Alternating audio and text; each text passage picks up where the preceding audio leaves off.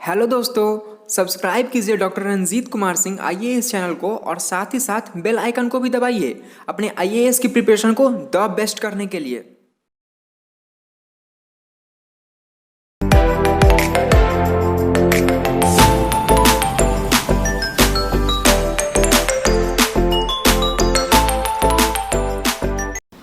Monsoon का बचा हुआ सेक्शन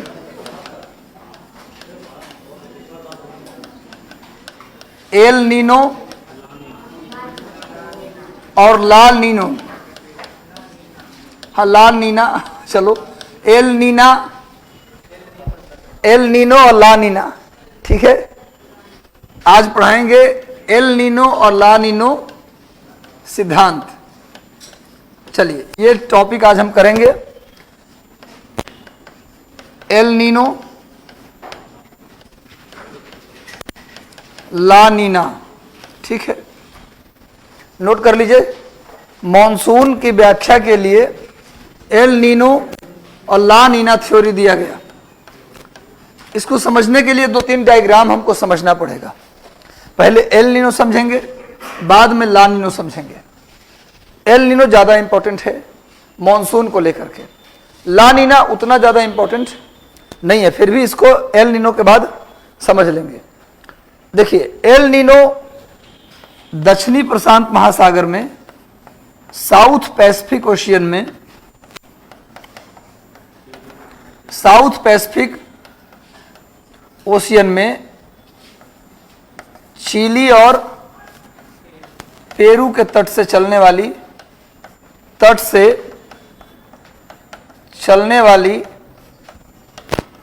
गर्म जलधारा है।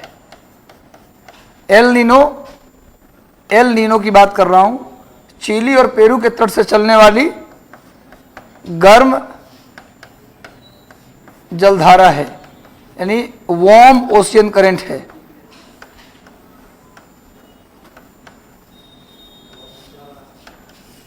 वार्म ओशियन करंट है, इस बात को आप तत्काल नोट कर लीजिए। कहां चलती है? दक्षिणी प्रशांत महासागर में। कहां चलती है? दक्षिण प्रशांत।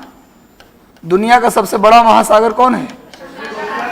पूरे धरती के कितने हिस्सा पर है? 1/3। पूरे धरती के 33% भाग पर अकेले कौन है? प्रशांत महासागर। दुनिया का सबसे बड़ा महासागर प्रशांत महासागर। इसमें आप जानते हैं कि सबसे गहरी गर्त मैरियाना ट्रेंच, दुनिया की सबसे गहरी गर्त मैरियाना ट्रेंच, या उस ट्रेंच का खोज किया गया था चैलेंजर नामक जहाज से, इसलिए उसका नाम चैलेंजर ट्रेंच भी है। मैरियाना गर्त का दूसरा नाम चैलेंजर गर्त भी है, क्योंकि चैलेंजर जहाज से उस गर्त की खोज की गई थी। दुनिया में 57 गर्त हैं टोटल। कितने ट्रेंच हैं टोटल?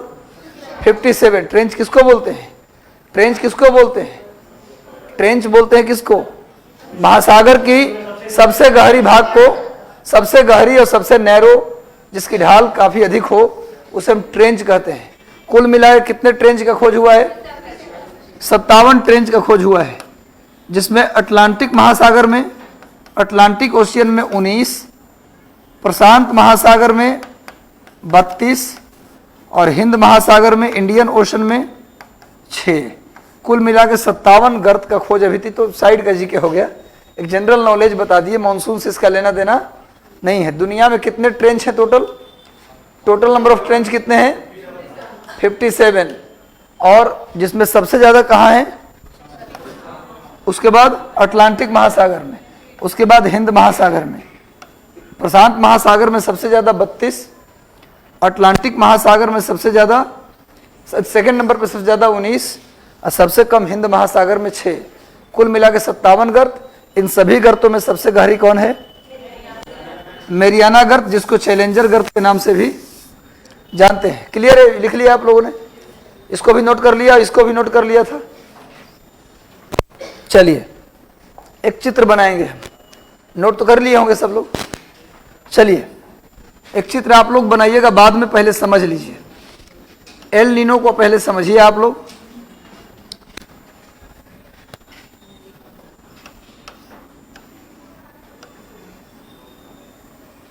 ये ऑस्ट्रेलिया है, ये 0 डिग्री है।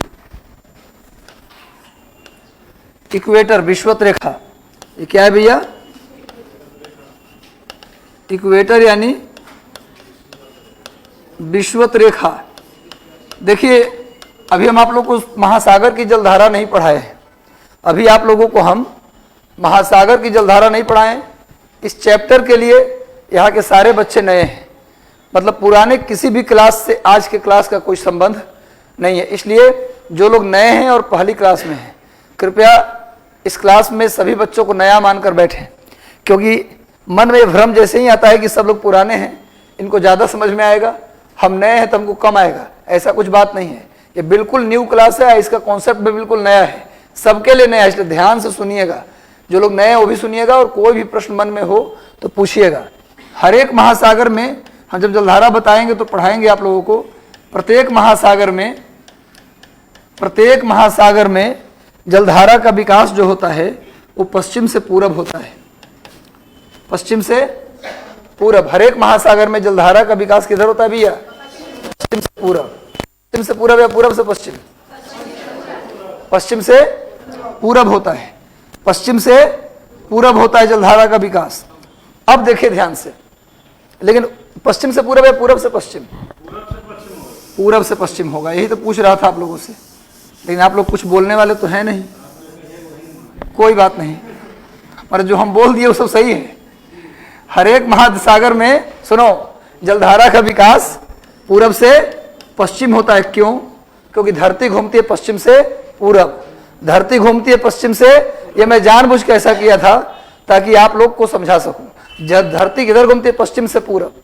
कभी किसी घूमने वाली चीज पर कोई चीज फेंक कर देखिए आप, कभी किसी घूमने वाली चीज पर कोई चीज फेंक कर देखिए, जिधर वो घूम रहा है ना वो वस्तु उधर फेंकाएगा नहीं, उसका उल्टा फेंकाता है। कभी भी रोटेटिंग कुम्हार के चाक पर कोई सिक्का फेंकिए या कोई पत्थर फेंकिए, जिधर घूम रहा है उधर वो पत्थर नहीं फेंकाएगा, उसका उल्टा फेंकाता है। क्लियर है? तो भैया हर एक महासागर में जलधारा पूरब से पश्चिम चलती है, क्योंकि धरती घूमती है पश्चिम से पूरब। याद रहेगा, प्रत्येक महासागर में जलधारा का विकास पूरब से पश्चिम होती है। प्रत्येक महासागर में जलधारा का विकास पूरब से पश्चिम होती है, क्योंकि धरती घूमती है पश्चिम से पूरब। चाहे वो दक्षिणी प्रशांत महासागर हो, चाहे वो उत्तरी प्रशांत महासागर हो, चाहे वो उत्तरी हिंद महासागर हो, चाहे वो दक्षिणी हिंद महासागर हो, या उत्तरी अटलांटिक महासागर हो, या दक्षिणी अटलांटिक महासागर हो, प्रत्येक महासागर में जलधारा का विकास पूरब से पश्चिम ही होगा। और जब भी होगा तो विषुवत रेखा से होगा, इक्वेटर से। आप बोलिए सर इक्वेटर से क्यों होगा? क्योंकि विषुवत रेखा पर सबसे अधिक वर्षा होती है। पूरे धरती में सबसे अधिक वर्षा कहाँ होती है? विषुवत रेखा पर। हमने बताया था वहां पर सुबह के 8 बजे से लेके दिन के 2 बजे तक इतनी गर्मी होती है कि आपका चमड़ी जल जाएगा, और 2 से 4 के बीच इतनी बारिश होती है कि आप पानी में बह सकते हैं। तो पूरे इक्वेटोरियल रीजन में बहुत अधिक बारिश होती है, इस कारण से यहाँ पानी ज़्यादा होता है। और जहाँ ज़्यादा समुद्र में पानी हो, जलधारा उस तरफ से दूसरी ओर चलना शुरू कर देती है। तो हर एक महासागर में जलधारा की शुरुआत इक्वेटर से क्यों होती है? क्योंकि वहाँ बरसात अधिक होता है। जब जलधारा पढ़ाएंगे तो और डिटेल में जलधारा के चलने के 9 कारण बताएंगे। इस 9 कारण को समझाएंगे वहाँ डिटेल में। तत्काल इतना समझिए कि प्रत्येक महासागर में जलधारा की शुरुआत इक्वेटर से। क्यों? तो वहाँ बारिश के कारण पानी ज़्यादा है। और पूरब से पश्चिम होती है। ऐसा क्यों? क्योंकि धरती घूमती है पश्चिम से पूरब। ये भी एक जीके है, क्वेश्चन आया है कई बार कि धरती का रोटेशनल मोशन जो है वो किधर है? तो क्या बोलेंगे? Earth rotates west to east, from west to east. पृथ्वी पश्चिम से पूरब घूमती है, इसलिए पानी किधर मूव कर जाता है? पूरब से पश्चिम। अरे जलधारा नीचे की ओर आती है। अब जब ये जलधारा विषुवत रेखा से चल रही है तो इसका नाम क्या देंगे? Equatorial current. क्या नाम देंगे? इक्वेटोरियल करंट, यानी विषुवतीय जलधारा। क्या नाम देंगे इसका? विषुवतीय जलधारा। अब बोलेंगे सर क्या हर एक महासागर में विषुवत रेखा से जलधारा चलेगी, पूरब से पश्चिम चलेगी, तो क्या सभी जगह इसका नाम विषुवतीय जलधारा होगा? बिल्कुल होगा। हर जगह नाम इसका विषुवत रेखा से चलेगी तो हर जगह इसका नाम क्या होगा? विषुवतीय जलधारा। केवल नाम में लगा देंगे, साउथ पैसिफिक में लगा देंगे south Pacific equatorial current, north Pacific equatorial current, north Indian ocean equatorial current, south Indian ocean equatorial current, north Atlantic ocean equatorial current, south Atlantic ocean equatorial current, यानी दक्षिणी प्रशांत महासागर विश्वतीय जलधारा, उत्तरी प्रशांत महासागर विश्वतीय जलधारा। एक बार में सारे जल महासागर की जलधाराएं विश्वत रेखा वाली याद हो गया। उत्तरी अटलांटिक में उत्तरी अटलांटिक विश्वतीय जलधारा, उत्तरी हिंद महासागर विश्वतीय जलधारा, दक्षिणी हिंद महासागर विश्वतीय जलधारा। समझ में आ रहा है बात? तो हर एक महासागर में जलधारा पूरब से पश्चिम चलती है, क्योंकि धरती घूमती है पश्चिम से पूरब, इसका नाम विश्वतीय जलधारा। और जो भी जलधारा, सुन लो, रटने की जरूरत नहीं है, इक्वेटर से पोल की ओर आएगी। जो भी जलधारा इक्वेटर से कहाँ आएगी? पोल की ओर। तो आप जानते हैं कि इक्वेटर से पोल की ओर आते हुए ठंडी बढ़ता चला जाता है, यानी गर्मी कम होता चला जाता है। सब यहां से बढ़ेंगे आगे, तो जैसे जैसे पोल की ओर आएंगे टेम्परेचर क्या होगा? कम होता जाएगा। समझ में आ रहा है बात? तो आप जानते हैं कि जलधारा यदि इक्वेटर से आ रही है पोल की ओर, यानी गर्म प्रदेश से आ रही ठंडे प्रदेश की ओर, यानी कि ठंडा प्रदेश का पानी क्या होगा? ठंडा, और गर्म प्रदेश का पानी गर्म। तो जो पानी आएगी नीचे वाले पानी की तुलना में कैसी होगी? गर्म होगी। इसलिए जो भी जलधारा इक्वेटर से पोल की ओर आए, चाहे वो नॉर्थ पोल की ओर जाए या साउथ पोल की ओर आए, उससे मतलब नहीं है। आप उत्तर दक्षिण मत याद रखिए कि ऊपर से नीचे आएगा तो ठंडी और नीचे से ऊपर जाएगा तो गर्म, ऐसा नहीं है भैया। पोल की ओर जाए, अगर उत्तरी प्रशांत महासागर की बात करेंगे तो जलधारा किधर जाएगी? उत्तरी ध्रुव की ओर जाएगी। भाई उत्तरी प्रशांत महासागर में जलधारा किधर जाएगी? उत्तरी ध्रुव की ओर जाएगी। माने कि कोई भी धारा आप उत्तर दक्षिण मत रटिएगा, उत्तर की ओर जाएगी ठंडी। अब बताओ, ये तो उत्तर की ओर जा रही है फिर भी ठंडी है, ये दक्षिण की ओर है तो तब भी गर्म है, ये दक्षिण की ओर तब भी गर्म है। मतलब आप वैसे दक्षिण उत्तर मत रटिए, आप ये रटिए कि जिस जलधारा का मुंह किधर हो, जिस जलधारा का मुंह किधर हो? पोल की तरफ हो, यानी इक्वेटर से पोल की तरफ हो, विषुवत रेखा से ध्रुव की ओर हो, वो सभी गर्म जलधारा होगी। और जिसका मुंह पोल से इक्वेटर की ओर हो, यानी ध्रुव से विषुवत रेखा की ओर हो, वो सब कैसी होगी? ठंडी। रटने की जरूरत नहीं है। मान लो कि एक जलधारा है, बहुत ऊपर आ गया, तो क्या ये ठंडी होगी? नहीं होगी ठंडी, क्योंकि आप बोलेंगे सर ये तो पोल की तरफ आ गया, तब तो इसको ठंडी हो जाना चाहिए था। लेकिन ये जहां जा रही है ना, वो पानी इसके तुलना में ज्यादा ठंडी है, इसके तुलना में क्या होगी? गर्म होगी। मतलब ये मान लीजिए पानी का टेम्परेचर -8 है और ये पानी का टेम्परेचर -4 है, तो दोनों में कूदेंगे तो ठंडा लगेगा आपको। -4 में भी ठंडा लगेगा, -8 में भी। लेकिन बताया था ना आप लोगों को कि -8 में भी कूद गए आप, उसके बाद आपको निकाल के -4 में डाला गया, तो थोड़ा गर्मी का एहसास आपको होगा। समझ में आ रहा है बात ना? यानी कहने का मतलब यह है कि कंपैरेटिवली ठंडी गर्म है, यानी कि जहां ये जा रही है उसके तुलना में गर्म है। यानी अगर मुंह पोल की तरफ रहेगा, चाहे वो पोल के पास जाए चला क्यों न जाए, अगर जलधारा का मुख या मुंह किधर की, तीर निशान किधर की ओर हो? पोल की तरफ हो, चाहे वो नॉर्थ पोल की तरफ हो या फिर साउथ पोल की तरफ हो, वो क्या होगी? गर्म होगी।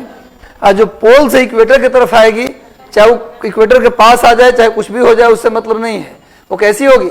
ठंडी होगी। ये समझ गए? ये जब जलधारा पढ़ाता था आपको ये कॉन्सेप्ट बताता, लेकिन तत्काल समझ में आ गया आप लोगों को इतना बात। तो कैसी जलधारा है ये? कैसी जलधारा है? गर्म होगी। क्लियर है? अभी जो ऑस्ट्रेलिया के पूरब से आ रही है, रटने की जरूरत थोड़ा ना है, ऑस्ट्रेलिया के पूरब से आ रही है जलधारा ये, तो इसका नाम देंगे पूर्वी ऑस्ट्रेलिया जलधारा। पूर्वी ऑस्ट्रेलिया जलधारा, अंग्रेजी में बोलेंगे इसको ईस्ट ऑस्ट्रेलिया करंट। अंग्रेजी में बोलेंगे east Australia current, east Australia current. और यहां पर एक हवा चल रही है, आपको याद होगा जब हम पढ़ाए थे एयर प्रेशर और बेल्ट और विंड, तो आपको बताया था कि दुनिया में 3 प्रकार के स्थायी पवनें चलती हैं, 3 प्रकार के परमानेंट विंड चलते हैं, trade wind, anti trade wind और पोलर विंड। आपको याद होगा 3 तरह की हवाएं बताया था मैंने, trade wind, anti trade wind और पोलर विंड। और बताया था कि एंटी ट्रेड विंड पूरब से पश्चिम, ट्रेड विंड पूरब से पश्चिम की ओर चलती है, ट्रेड विंड पूरब से पश्चिम की ओर चलती है, एंटी ट्रेड विंड पश्चिम से पूरब की ओर चलती है, और पोलर विंड भी पूरब से पश्चिम की ओर चलती है। यानी 3 दुनिया में 3 स्थायी पवन है। स्थायी पवन का मतलब ऐसी हवा जो पूरे धरती पर पूरे साल चले, उसे क्या बोलते हैं? परमानेंट विंड या प्लेनेटरी विंड या स्थायी पवन। नाम से भी लग रहा है स्थायी है, जिसका मतलब पूरे साल चलेगी, पूरे धरती पर चलेगी, उसको बोलते हैं स्थायी पवन। यानी कि 2 ऐसी हवा 3 है, कौन कौन? Trade, anti trade, polar. अंग्रेजी में और हिंदी में क्या होगा? व्यापारिक पवन, गैर व्यापारिक पवन, ध्रुवीय पवन। इसमें जो ट्रेड विंड है यानी व्यापारिक पवन और पोलर विंड, ये पूरब से पश्चिम आते हैं। और जो एंटी ट्रेड विंड है वो पश्चिम से पूरब जाते हैं। इसीलिए ट्रेड विंड और पोलर विंड को पूर्वा पवन कहते हैं, माने ईस्टर्ली कहते हैं, और जो एंटी ट्रेड विंड है उसको पछुआ पवन कहा जाता है, वेस्टर्ली कहा जाता है। जो ट्रेड विंड है वो चलती है 30 से 0 की ओर, ट्रेड विंड चलती है 30 से 0 की ओर, और एंटी ट्रेड विंड चलती है 30 से 60 की ओर, और पोलर विंड चलती है 90 से 60 की ओर। क्लियर है? तो बताया था मैंने पहले भी आप लोगों को कि ट्रेड विंड 30 डिग्री लैटिट्यूड से 0 डिग्री लैटिट्यूड के बीच चलती है, पूरब से पश्चिम। एंटी ट्रेड विंड 30 से 60 की ओर चलती है, पश्चिम से पूरब, और पोलर विंड 90 से 60 की ओर चलती है, पूरब से पश्चिम। ये बताया हुआ है पहले भी, एक बार पुरानी कॉपी उलटिएगा तो पता चलेगा आपको। तो यहां पर आप देख रहे हैं कि 30 से 60 वाला बेल्ट आ रहा है, 30 से 60 वाला बेल्ट आ रहा है। यहां पर कौन सी हवा चलेगी? Anti trade wind. और एंटी ट्रेड विंड किधर चलती है? पश्चिम से पूरब की ओर। इसीलिए इसका नाम पड़ जाता है पछुआ पवन, जिसको गांव में पछया के नाम से जानते हैं। पछुआ पवन यानी वेस्टर्ली, इसको वेस्टर्ली कहते हैं। ये पूरे दुनिया में उत्तरी गोलार्ध और दक्षिणी गोलार्ध, आप जानते हैं विषुवत रेखा के उत्तर को बोलते हैं उत्तरी गोलार्ध और दक्षिण को दक्षिणी गोलार्ध, northern hemisphere and southern hemisphere. ये पूरे दुनिया में 30 से 60 के बीच पश्चिम से पूरब पूरे साल चलती है। क्लियर है? अब ये हवा जो चल रही है पछुआ पवन, आपको याद होगा उसी समय बताया था मैंने आप लोगों को कि पछुआ पवन जहां चलती है दक्षिणी गोलार्ध में, वहां पर केवल समुद्र ही समुद्र है, जमीन बहुत कम है, इसलिए वो इतना तेज हो जाती है कि उसे 40 डिग्री के पास गरजता 40, 50 डिग्री के पास प्रचंड 50 और 60 डिग्री के पास चिखता 60 कहते हैं। याद है आप लोगों को? रोअरिंग 40, फ्यूरियस 50 एंड श्रिंकिंग 60 के नाम से जाना जाता है। यानी इतना तेज चलती है पछुआ हवा दक्षिणी गोलार्ध में, खास करके कि इसको 40 डिग्री के पास गरजता 40, 50 डिग्री के पास प्रचंड 50 और 60 के पास चिखता 60 कहते हैं। इतनी तेज चलती है कि जो जलधारा आ रही ऊपर से इसको अपनी दिशा में मोड़ देती है, अपने दिशा में मोड़ देती है। चूंकि नीचे का समुद्र आपस में मिला हुआ है, नीचे देखिए ये सारा समुद्र अटलांटिक महासागर हिंद महासागर से मिल गया है, और हिंद महासागर प्रशांत महासागर से मिल गया है। नीचे में सारे समुद्र आपस में मिले हुए हैं, जिसको हम लोग दक्षिणी महासागर भी कह देते हैं। अटलांटिक महासागर, प्रशांत महासागर और हिंद महासागर का पानी जो मिल गया है उसको या तो अंटार्कटिका महासागर या फिर उसी को दक्षिणी महासागर के नाम से भी जानते हैं। वैसे 4 ही महासागर हैं, रियल में पूछा जाए तो महासागर कितने हैं? 4 ही हैं, हिंद महासागर, प्रशांत महासागर, अटलांटिक महासागर और आर्कटिक सागर।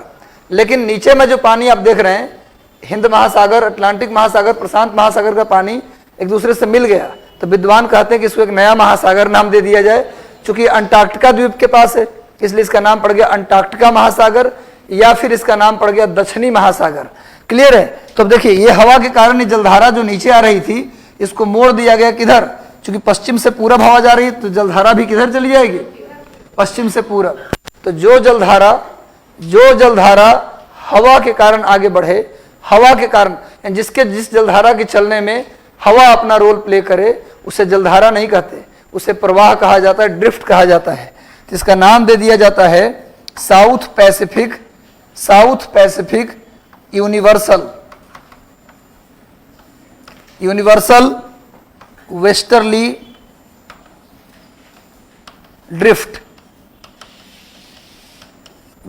ड्रिफ्ट। हिंदी में बोलते हैं दक्षिणी प्रशांत विश्वव्यापी पछुआ प्रवाह। जिस जलधारा के चलने में किसका रोल हो? हवा का। जिस जलधारा के चलने में हवा अपना रोल प्ले करे, मेन रोल प्ले करे, हवा के कारण ही जलधारा चलने लगे तो उसे बोला जाता है प्रवाह। उसे जलधारा है तो जलधारा ही, पर उसको ड्रिफ्ट बोला जाता है। क्या बोला जाता है? ड्रिफ्ट। अब आप बोलेंगे सर ये तो समझ में आ रहा है कि साउथ पैसिफिक है, वेस्टर्ली भी समझ में आ रहा है, चलिए उसी कारण चल रहा है तो नाम में जोड़ दिए। यूनिवर्सल क्यों जोड़ दिए? तो ऊपर में भी इसी प्रकार की जलधारा चलती है, उसमें हम यूनिवर्सल नहीं जोड़ते, लेकिन नीचे वाले में यूनिवर्सल सब में जोड़ देते हैं। हिंद महासागर वाले में भी जोड़ देते हैं, अटलांटिक महासागर वाले में भी जोड़ देते हैं, सब में जोड़ देते हैं। वजह यह है कि नीचे का पानी आपस में सब मिला हुआ है, इसीलिए इसका नाम विश्वव्यापी पड़ जाता है। क्योंकि जलधारा आगे चल के अटलांटिक में फिर हिंद में पहुंच जाता है, इसीलिए इसका नाम पड़ जाता है विश्वव्यापी प्रवाह। समझ में आ रहा है बात? अब देखिए चूंकि ये लगातार ये पानी इधर आ रहा है, ये जो विषुवत रेखा से जो जलधारा चली अधिक वर्षा के कारण और व्यापारिक पवन के कारण, यहाँ पर एक हवा भी चलती है, व्यापारिक हवा बताया था 30 से 0 की ओर एक हवा चलती है पूर्व से पश्चिम, उसको लोग ट्रेड विंड कहते हैं। तो यहाँ पर बहुत अधिक वर्षा हो रही है, इस कारण से जलधारा की शुरुआत विषुवत रेखा से होती है, लेकिन धरती घूम रही है पश्चिम से पूरब, इसलिए जलधारा की शुरुआत पूरब से पश्चिम हो रही है। लेकिन पूरब से पश्चिम जलधारा की शुरुआत होने का एक और कारण भी है, वो कारण है यहाँ पर एक हवा चलती है 30 से 0 की ओर, उसका नाम है ट्रेड विंड, व्यापारिक हवा। इस हवा के कारण भी इस जलधारा को चलने में मदद मिलता है, इसीलिए जलधारा पूरब से पश्चिम की ओर आती है। तो आप बोलेंगे सर कि जब जलधारा के चलने में हवा अपना रोल प्ले कर रहा है तो इसके नाम में भी आप ड्रिफ्ट जोड़ दीजिए। बिल्कुल, इसके नाम में जलधारा न जोड़ के क्या जोड़ सकते हैं हम लोग, ड्रिफ्ट जोड़ सकते हैं। ड्रिफ्ट, यहाँ पर आप ड्रिफ्ट कर सकते हैं, है ना। विषुवत करंट की जगह क्या जोड़ सकते हैं आप, ड्रिफ्ट, इक्वेटोरियल ड्रिफ्ट। क्यों बोल रहे हैं भैया, क्योंकि इसके चलने में हवा का रोल है, समझ गए। यानी विषुवत रेखा से जलधारा पूरब से पश्चिम क्यों चलती है, उसके चलने के 2 कारण है। पहला कारण धरती घूमती है पश्चिम से पूरब, और दूसरा कारण वहां पर ट्रेड विंड का भी प्रभाव है। समझ में आ रहा है। तो लगातार जलधारा इधर आ रही है, तो यहाँ पर कुछ गैप हो जाता है पानी का, पानी की गहराई मतलब पानी कम हो जाता है यहाँ पर। इस गैप को फुलफिल करने के लिए इधर से पानी इसको भरने के लिए आता है। कहाँ से आता है, ये कौन सा देश है, चिली। यहाँ पर कौन सा देश है, पेरू। ये पेरू देश है, दक्षिण अमेरिका का पेरू है, ये दक्षिण अमेरिका का क्या है, चिली है, सॉरी, दक्षिण अमेरिका का पेरू है, ये दक्षिण अमेरिका का चिली है। ठीक है भाई। अब देखिए, अब ये जलधारा आ रही है पोल से इक्वेटर की ओर, तो कैसी होगी ये, कैसी होगी, ठंडी होगी या गर्म, गर्म होगी ना, ठंडी होगी। चलो समझ में आ गया, इसलिए पूछ रहा था। ठंडी होगी, क्योंकि पोल से, हमने कहा कि पोल से इक्वेटर की ओर चाहे कोई भी जलधारा हो कहीं भी पहुंच जाए वो ठंडी ही होगी। चूंकि यह देश पेरू और चिली है, इसलिए इस जलधारा का नाम पड़ जाता है Peru Chile current. Peru Chile current, Peru Chile current. या इसका खोज किया था दुनिया के एक महान विद्वान थे, हम्बोल्ट महोदय। हम्बोल्ट, अलेक्जेंडर वॉन हम्बोल्ट, इन्हें आधुनिक भूगोल का पिता कहा जाता है, फादर ऑफ मॉडर्न ज्योग्राफी किनको कहते हैं, हम्बोल्ट को। हम्बोल्ट के बारे में जब उनको लाने से पहले कुछ परिचय दे दूं ताकि आपको कुछ इनके संबंध में ज्ञान हो जाए। ये टोटल 107 साल जिंदा रहे। कितने साल जीवित रहे, 107 साल। 10 वर्ष के थे तो पिता का देहांत हो गया। माँ चाहती थी कि बेटा इकोनॉमिक्स पढ़े, भूगोल ना पढ़े, पर इनको भूगोल पढ़ने में मन था।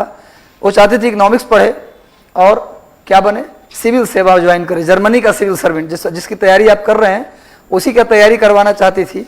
तो जब बाद में माँ की इच्छा से उन्होंने इकोनॉमिक्स पढ़ा और जर्मनी के सिविल सेवा में ज्वाइन किया, क्वालिफाई कर गया एग्जाम, और खान निदेशक, माइनिंग डायरेक्टर के रूप में उन्होंने काम किया कुछ वर्ष, और फिर माँ के आदेश से रिजाइन किया चूँकि वहाँ मन नहीं लग रहा था, और रिजाइन करके टोटल 60,000 मील का यात्रा किया। उसमें प्लेन नहीं था, नाव से, घोड़ा से, पैदल 60,000, 107 साल में 60,000 मील की यात्रा तय की, और कुल मिला के 28 किताबें लिखी। कितनी किताबें लिखी, 28 किताबें लिखी, जिसमें सबसे फेमस किताब का नाम है कॉस्मस। इनकी सबसे फेमस पुस्तक का नाम है कॉस्मस। इन्होंने मैक्सिको के पॉपुलेशन पॉलिसी पर किताब लिखा, इन्होंने यूएसए के एग्रीकल्चर पॉलिसी पर किताब लिखा, इन्होंने रूस के क्लाइमेटोलॉजी पर किताब लिखा। पहला दुनिया के ऐसे विद्वान जिन्होंने बताया पहली बार ऊंचाई पर जाने पर मानव शरीर पर क्या प्रभाव पड़ता है, ये बताने वाला पहला विद्वान कौन था, हम्बोल्ट। और हम्बोल्ट दुनिया के एकमात्र विद्वान है, पहला नहीं एकमात्र विद्वान है जिन्होंने एक्टिव वोल्केनो, सक्रिय ज्वालामुखी, मतलब जहां से लावा राख लगातार निकलता है, उसके क्रेटर में कूद कर देखे कैसा लगता है। जहां से लावा निकलता है उसमें कूद गए, किसी को कहा कि लटकाओ नीचे, और ढोलक बांध के लटकाया गया इनको। बोले कि जब जलने लगेंगे तो चिल्लाएंगे भी, ढोलक भी बजाएंगे तो खींच लेना फिर। तो क्रेटर में कूद कर देखे कैसा लगता है। तो दुनिया में कुछ लोग ऐसे होते हैं जो दुनिया को देने के लिए पैदा होते हैं, जिसमें हम्बोल्ट भी शामिल है। कुछ लेने के लिए नहीं, सब कुछ देने के लिए, कुछ ऐसा खोज कर जाए जिससे जीवन आसान हो जाए। उनमें हम्बोल्ट, न्यूटन, गैलीलियो, इन सब का नाम दर्ज है ना कविता की, हजारों साल नरगिस बेनूरी पर रोती रही, तब चमन में दीदार पैदा होता है। तो उस तरह के न्यूटन थे, बाकी तो धरती के बोझ ही हैं। है ना, दुनिया को अपने लिए जीते हैं दुनिया के लोग। मतलब कहने का मतलब ये नहीं है मेरा कहना है कि इतना सारा काम किया इन्होंने, 60,000 मील की यात्रा तय किया। कॉस्मस इनकी फेमस पुस्तक है, इन्हें आधुनिक भूगोल का पिता। और जर्मनी में मानव भूगोल का पिता भी किनको कहा जाता है? हम्बोल्ट को कहा जाता है। क्लियर है? वैसे पूरा जर्मनी जो देश था ना, वो देश था नियतिवादी। पूरा जर्मनी जो था वो नियतिवादी था, और फ्रांस जो था वो संभववादी था। नियतिवाद का मतलब होता है कि आप कुछ नहीं है, मानव पृथ्वी की देन है, यानी आप कुछ नहीं है, सब कुछ प्रकृति है, नेचर जैसा चाहती है आपसे वैसा करवाती है, इसको कहते हैं नियतिवाद। और संभववाद कहाँ से आया? फ्रांस से। पूछा जाए नियतिवाद कहाँ से आया? जर्मनी से। नियतिवाद का अंग्रेजी होता है डिटरमिनिज्म। डिटरमिनिज्म, सब कुछ डिटरमाइन है, सब कुछ डिटरमाइन है, आप कुछ नहीं करते, नेचर जैसा चाहती है वैसा आपसे करवा देती है, इसको बोलते हैं नियतिवाद, है ना। जैसे हम लोग कहते हैं कि हम लोग कुछ नहीं है, हम लोग एक रोल प्ले कर रहे हैं, ईश्वर जैसा जहाँ चाहता है वहाँ ले जाता है इंसान को, वही नियतिवादी है। फ्रांस बोलता है कि प्रकृति कुछ नहीं है, एक बेटर के सिवा और कुछ नहीं है। बेटर जैसे सामान लेकर आता है प्लेट में, क्या उसमें से खाना है बेटर डिसाइड नहीं करता, हम डिसाइड करते हैं। यानी प्रकृति कुछ नहीं है, सब कुछ मानव है, वो जो चाहेगा प्रकृति में वो कर लेगा, है ना। ये फ्रांस के लोग कह रहे थे, और जर्मनी के लोग कह रहे थे कि सब कुछ नेचर कर रहा है। तो नीतिवादी डिटरमिनिज्म का जनक कौन है? जर्मनी। और फ्रांस क्या है? संभववाद यानी पॉसिबिलिज्म का जनक है। लेकिन एक विद्वान आए, कौन? टेलर। उन्होंने कहा कि नियतिवाद से तो पूरा दुनिया रुक जाएगा, सब कुछ प्रकृति करेगा, इंसान कुछ है नहीं है, तो फिर तो दुनिया रुक जाएगी। और संभववाद से तो पूरा दुनिया खत्म हो जाएगी, आदमी जो चाहे ऐसे कर सकता है, और ऐसा हो गया तो पूरा दुनिया खत्म। तो टेलर महोदय ने बीच का रास्ता निकाला, उन्होंने कहा नौ नियतिवाद, नियो डिटर्मिनिज्म, या उसी को बोलते हैं स्टॉप एंड गो डिटर्मिनिज्म। कहा कि आप सही है, नियतिवाद भी सही, संभववाद भी सही, दोनों सही है, बीच का रास्ता निकालते हैं। दुनिया में सब संभव है, आप जो करना है करिए, पर एक बार पीछे मुड़ के देखिए कितना नुकसान कर दिए हैं, कितना पेड़ काट दिए, एक बार फिर से पेड़ लगा दीजिए, फिर आगे बढ़िए।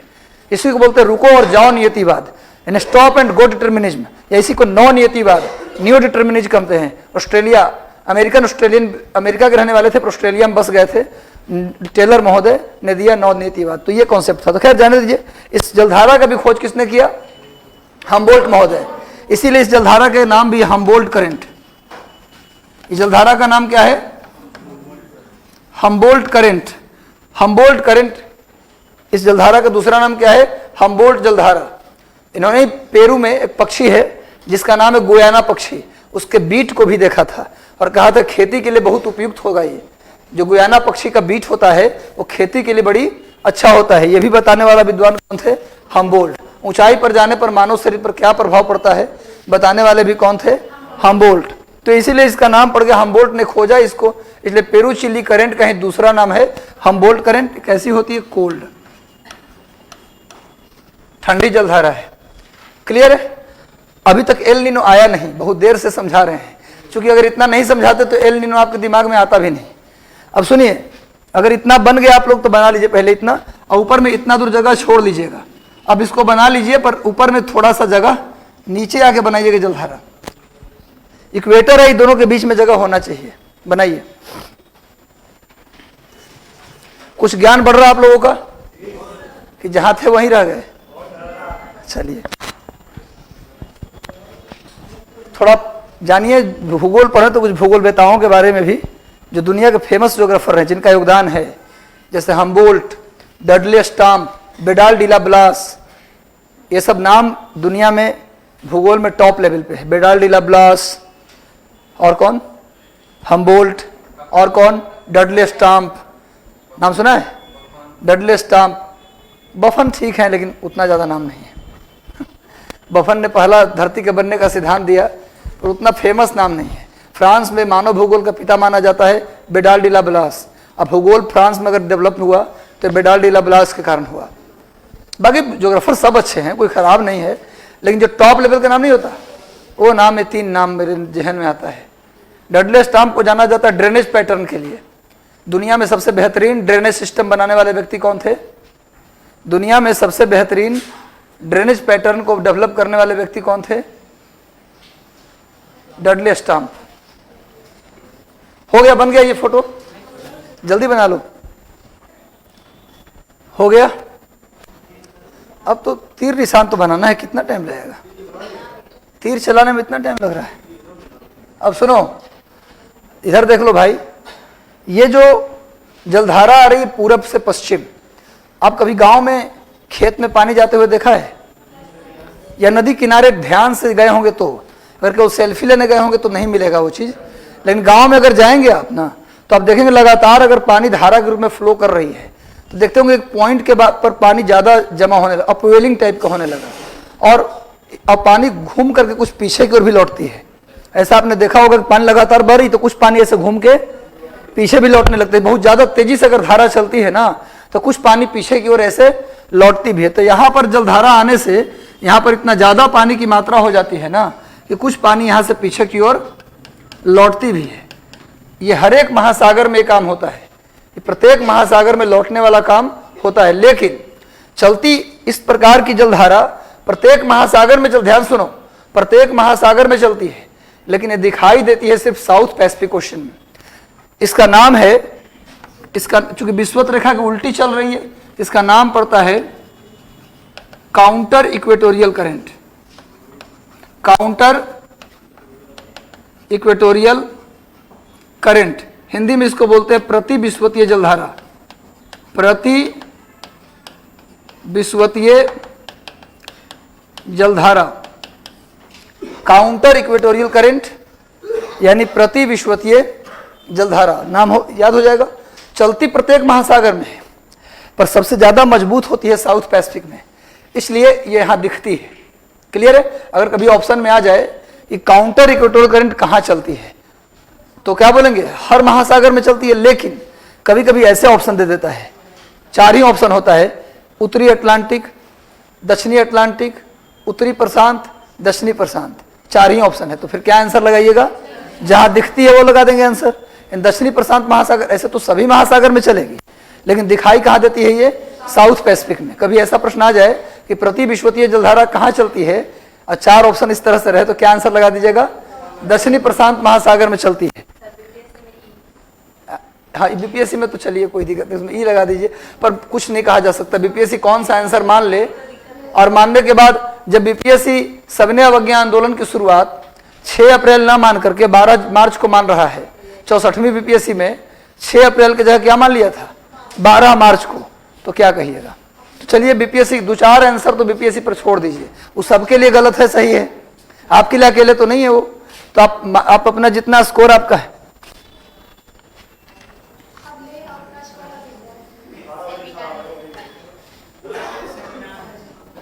आज 12 बजे 12 PM यानी कि 12 बजे आज ही समीर किशन जी, जिनका सिविल सर्विसेज में इस वर्ष 350 रैंक है, वो अभी आपके इंस्टीट्यूट में आ रहे हैं।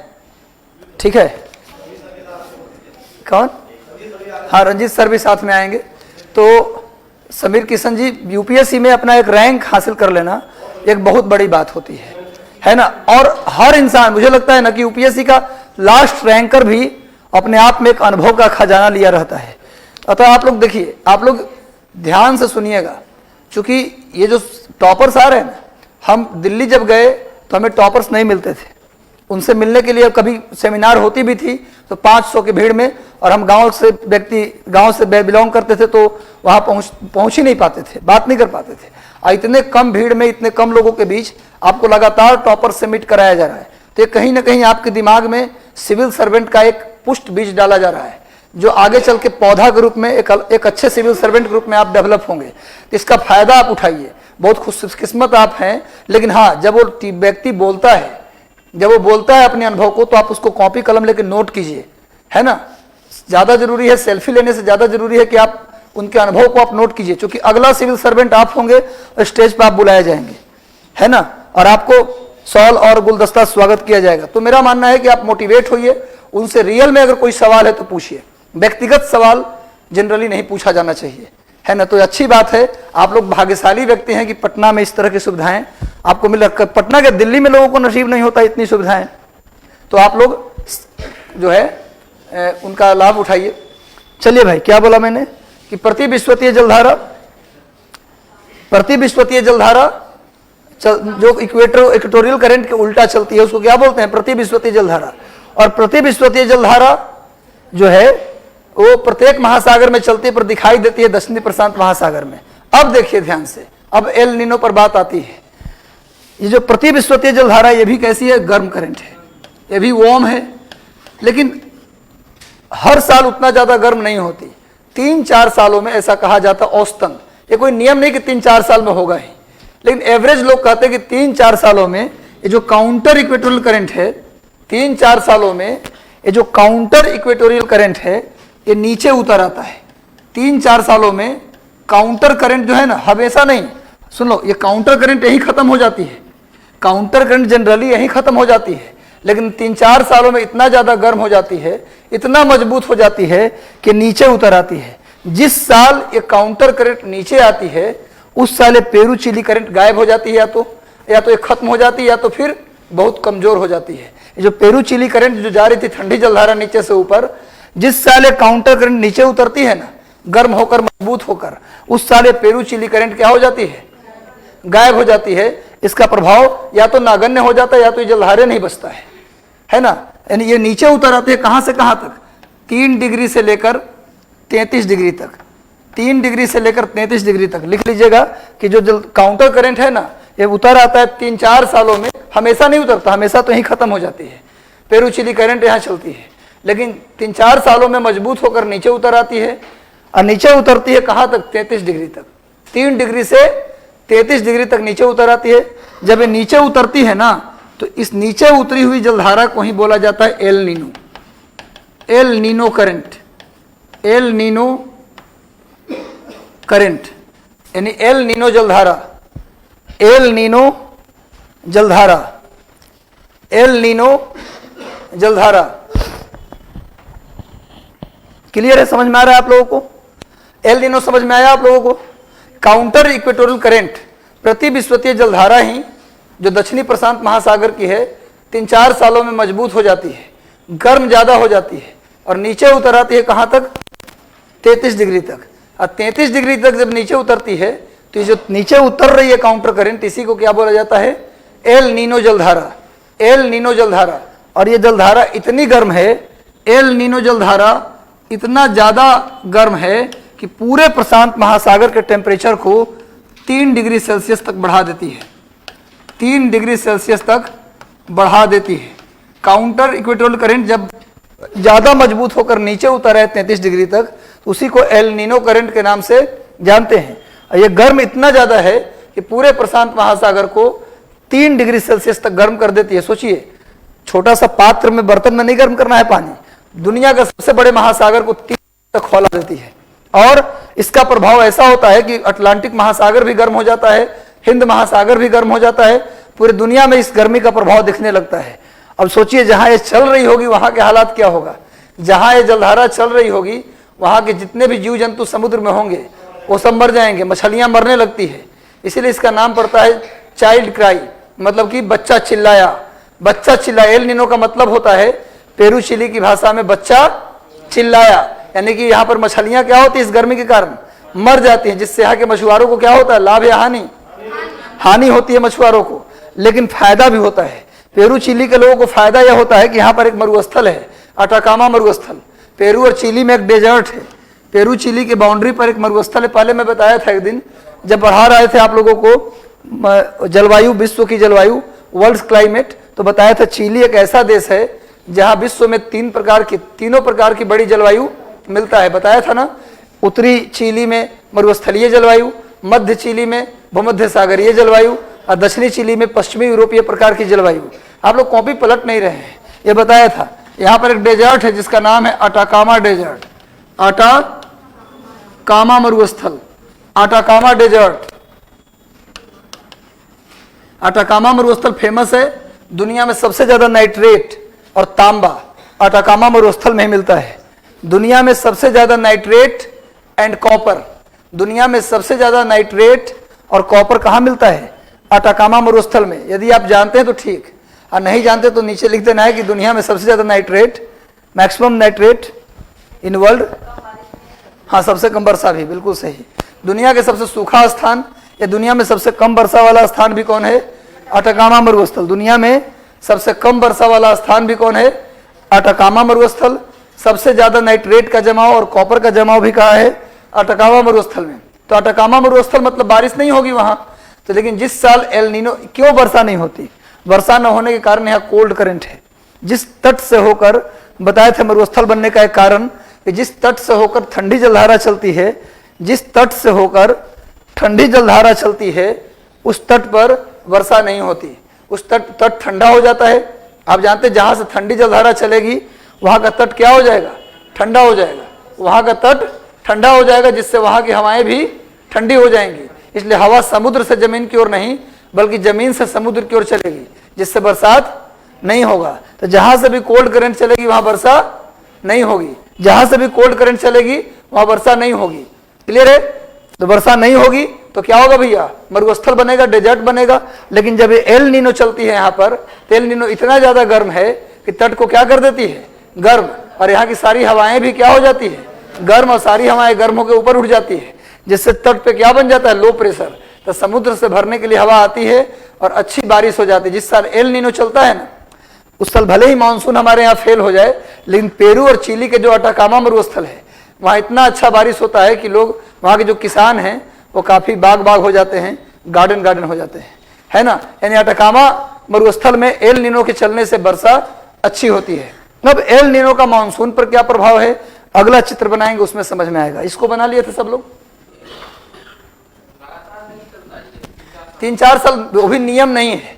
हो सकता लगातार हर साल चल जाए 2-3 साल, या फिर हो सकता है कि 5-7 साल के 8 साल के बाद चले, कोई रूल नहीं। लेकिन एवरेज जो आकलन किया गया है वो 3 से 4 सालों पर इसकी उत्पत्ति होती है। कारण ग्लोबल वार्मिंग है, क्लाइमेट चेंज है, कई कारण से ऐसा होता है। समुद्र में कभी कभी होता है कि ज्यादा जलधारा काफी तेज गति से, कभी कभी ग्लोबल वार्मिंग के कारण जलधारा गति काफी बढ़ जाती है, जिससे अपवेलिंग वहां ज्यादा हो जाता है, तो काफी फास्ट जलधारा चलने लगती है, जिससे वो नीचे तक उतर आती है। क्या?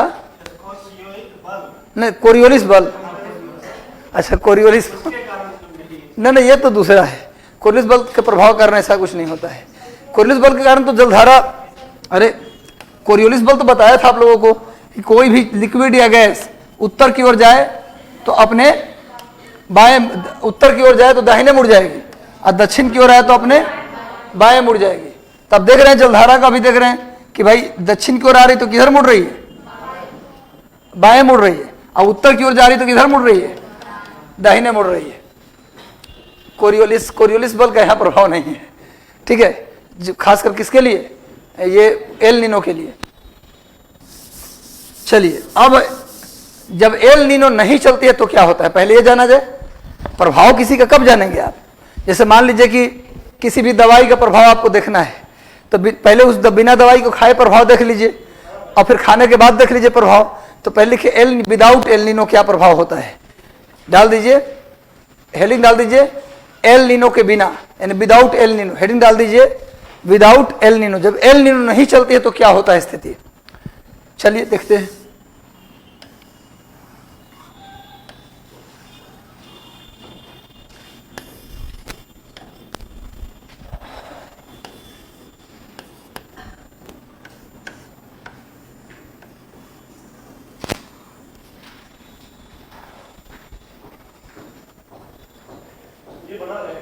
हाँ, इसको बनाइए, सेम चीज बनेगा। एल नीनो को मत चलाइए, बस इसको काउंटर करंट को यहीं तक छोड़ दीजिएगा।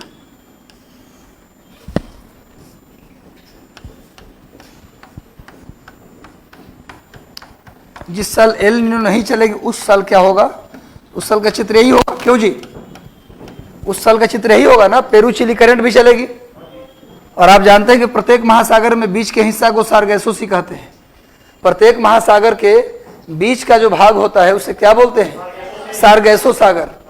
प्रत्येक महासागर के बीच के भाग को क्या बोलते हैं? सारगैसो सागर। प्रत्येक महासागर के बीच के भाग को सारगैसो सागर बोलते हैं। क्यों? क्योंकि प्रत्येक महासागर के बीच में एक घास मिलता है जिसका नाम है सारगैसम घास। सारगैसम घास ये इतना बड़ा होता है, लत्तर टाइप का, कि जहाज भी फंस जाता है इसके अंदर। पानी का जो जहाज है ना, वो कभी कभी पानी के जहाज फंसता है तो घास को हटाना पड़ता है, तब वो आगे बढ़ती है। इतना बड़ा बड़ा घास समुद्र के बीच में हो जाता है ना। ये कैसा है? हाइड्रोफाइट है, जल में उत्पन्न होने वाला घास है, जिसके लिए जमीन की जरूरत नहीं है। तो भैया सारगैसम घास ये मूलतः उत्तरी अटलांटिक महासागर में मिलता है। ये घास मूलतः कहाँ मिलता है? अगर पूछा जाए सारगैसो सी कहाँ, तो ऐसे तो प्रत्येक महासागर के बीच के पानी को सारगैसो बोल दिया जाता है, लेकिन आप पूछा जाए अलग अलग दे के ऑप्शन, तो फिर ज्यादा आंसर सही क्या होगा? उत्तरी अटलांटिक। सारगैसो सागर कहाँ मिलता है? उत्तरी अटलांटिक महासागर में। वैसे प्रत्येक महासागर के बीच के पानी को सारगैसो सी बोलते हैं, लेकिन कभी ऐसे पूछ ले सारगैसो सी कहाँ, 4 ही ऑप्शन है, उत्तरी अटलांटिक, दक्षिणी अटलांटिक, उत्तरी प्रशांत, दक्षिणी प्रशांत। तो क्या आंसर देंगे? उत्तरी अटलांटिक महासागर में सारगैसो सी मिलता है। जैसे अभी बोला ना काउंटर करंट, केवल अगर वैसा ऑप्शन देते तो दक्षिणी प्रशांत आंसर होगा, वैसी सारगैसो सी का आंसर वही होगा। ठीक है, एक क्वेश्चन आया था बिल्कुल लो लेवल के एग्जाम में, हालांकि लेकिन अच्छा प्रश्न था, नहीं ग्रुप डी नहीं बल्कि एलडीसी में आया था, एसएससी एलडीसी में, लेकिन बहुत अच्छा प्रश्न था मेरे अनुसार। उस समय में 2013 में पूछा गया था एसएससी एलडीसी में, सेंट्रल वाले में, कि कौन सा दुनिया में ऐसा सागर है जिसका कोई तट नहीं होता, जिसका कोई तट नहीं होता, चारों तरफ से पानी होता है, सारगैसो से। तो मेरे अनुसार टफ इसलिए था क्योंकि या तो बच्चा रटेगा इसको, नहीं तो पूरा जलधारा उसको पढ़ना पड़ेगा, तब समझ में आएगा सारगैसो सी क्या है। इसलिए कठिन क्वेश्चन माना जा रहा है मेरे अनुसार। एलडीसी में पूछने वाला क्वेश्चन नहीं था, लेकिन क्या कहिएगा, भारत में परीक्षाओं का, परीक्षा क्वेश्चन सेटर का पता नहीं किस तरह के लोग आयोग में बैठे रहते हैं। उनको पता नहीं होता कि परीक्षा कौन सा ले रहे हैं, वो कुछ भी पूछ लेते हैं। उनको ये समझ नहीं आता कि +2 लेवल का ले रहे हैं एग्जाम, की 10th लेवल का ले रहे हैं एग्जाम, की ग्रेजुएशन लेवल का ले रहे हैं, वो कुछ भी डाल देते हैं। अब तुम समझो, ठीक है, ठीक है, अच्छी बात है। जैसे 10th लेवल का परीक्षा है, हाँ आप बिल्कुल सही कह रहे हैं। चलिए ठीक है, हम अच्छा चलिए यहाँ बढ़ते हैं हम लोग। चलिए बाद में इस पर वार्तालाप बाद में हम लोग कर लेंगे। चलिए, तो कौन सा ऐसा सागर है जिसमें कोई तट नहीं होता? सारगैसो सी। आपकी बातों से बिल्कुल सहमत हम हैं, आपका मैं विरोध नहीं कर रहा हूँ। मतलब ये कहने का मतलब था कि लेवल, अगर हम चपरासी का एग्जाम ले रहे हैं तो चपरासी के जैसा ही क्वेश्चन आना चाहिए। हमारा कहने का मतलब ये है, न कि कलेक्टर के एग्जाम और चपरासी के एग्जाम में कोई फर्क ही न रह जाए।